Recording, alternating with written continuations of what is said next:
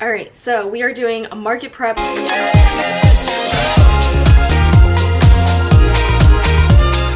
The first thing that I'm gonna do, because it's the easiest task, and I feel like sometimes it's just easier to start with the easy things to kind of get you going and check off some lists. So I got my shopping bags here, which are just craft paper bags. So I have this stamp. I've got it from No Issue a while back, and it's just like a flower with Created by Christine logo and also the stamp pad. So I'm just gonna spend some time stamping bags, and like all it is this, and I feel like it's good enough, and it's like a nice size, so you can fit like a bunch of things.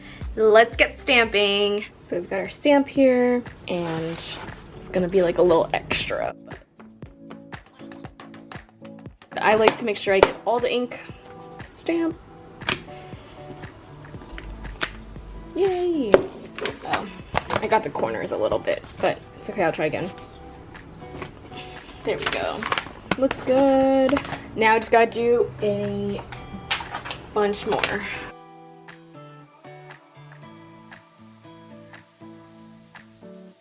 Alright, so I'm just going to be taking you through a bunch of market preparations. It's my first time doing an in-person market, so I'm pretty excited, but also I know there's a lot of prep work to be done. I picked these bins up from Home Depot. They're your standard 20, 30 gallon quart one, I'm not really sure. The HDX brand, which is like, you can find a bunch of the Home Depot stuff. 3 bins. The first one is going to be inventory. The second one's like inventory / packaging, and then this one is going to be all like the decorations and all this stuff. So that's my organization. Okay, you're gonna want to watch this part. This is the never before seen footage of making the table spinner. So it kind of went viral on Instagram.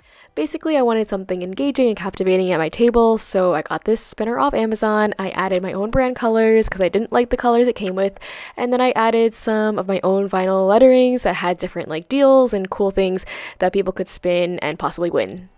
So I'm gonna grab from my shelf. I have everything prepared. These are the gel pens. I already put them into a set, and then I just put them into this. I got this from Target. I already packed the keychains. The bamboo lids are in there, and then these daisy coasters just go on top.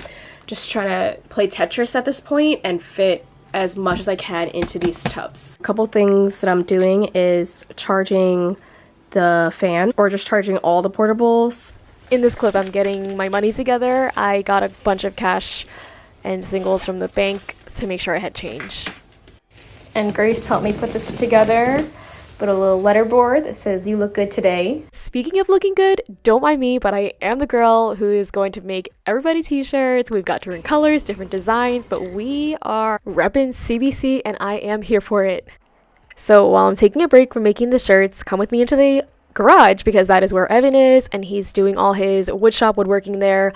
He's making me that wooden arch fixture, which is going to display all the notepads and whatever else can fit on there. But he is creatively using the back of a mirror stand that it was like a broken mirror, and that's what it's using to hold up the fixture. He's spray painting, and it's getting smelly in the garage, so let's go into the living room. Market tip 101, practice your setup before you get there. At this point, everything is pretty much packed up and ready to go, but I'm taking some time to pack some orders. I want to do it because, well, one, I do need to get some orders out, but also it's good to see which inventory I might need to leave behind. And this machine right here is my favorite small business supply. It's my thermal printer that prints out shipping labels along with a bunch of other labels that you can design. We are packing some stickers. Here's a sticker wall behind me, and let's go. How cool would it be if I could bring this sticker wall to a market or a pop-up? Maybe in the future, but for now, I'll just stick with my little acrylic displays, which you'll see in the setup tomorrow. Good morning. Today is market day, and the first thing we're doing is setting up the tent. It's an easy up tent, so theoretically it should be really easy, but clearly I still needed a whole team of help. I think it took us like an hour and a half to 2 hours to finish setting up. It helped that I did a practice setup at home before, but of course there's some last minute readjustments and reorganizing to make it look really good. Hello, we are here in Asbury Park doing the market right here, and we've got all the things. Hi Grace and Kate. We have the whole setup. got a cute little corner section. I'll show you around our stationaries. Here we have notepads and like little freebie stickers for kids that want to come by, or anyone really.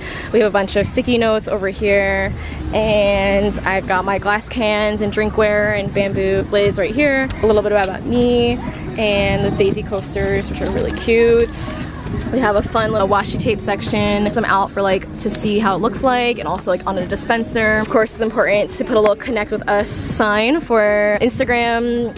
And what else? Oh, this is a fun part. We got a little spinner to spin and maybe win something or get some money off. Keychains and stickers. Really happy with how this banner came out, and it looks good. The colors look really nice with all the stuff. We got bread. What kind of bread is it? But it's gonna be delicious. It's olive and herb. Let me tell you, the 4.5 hours of the markets flew by so fast, but it was exhausting and fun. And the best part was I was so grateful that my family got to visit and see what we were up to. Waffle!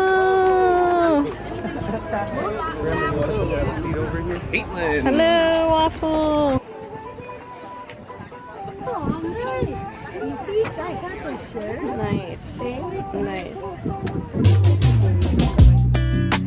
The summer markets were so fun and pretty successful that I wanted to try out a fall market. To be honest, I was not prepared for how cold the temperature dropped in the morning when we were setting up. I was freezing. I mean, you can see I'm wearing like 4 layers of clothes, but thankfully the sun came out and it was okay for the rest of the day. The more and more markets I do, the more experience I'm gaining from each one. We get a little more efficient, a little more creative with setting up and running the show. Some tasks, like you see me here hooking the keychains onto the display, still have to be done kind of when you get there. I would say one thing I learned from my markets is to, one, have more product inventory than not enough, because you really never know what's going to sell out, and even if you have a lot of leftovers or something, you probably had it anyway. And also having a checklist of what to bring is really important. I have forgotten essential things like tablecloths and stuff like that just purely by mistake, and thankfully I was able to have someone go back and get them because we were close enough. But if you were far, or just in general, you do not want to forget important things like that. Okay, so are those all the shirts that I brought? Yes, those are all of them. Darn it. I thought it looked like I made more, but it's fine. And in light of showing you the change of seasons in this video, consider the seasonal products.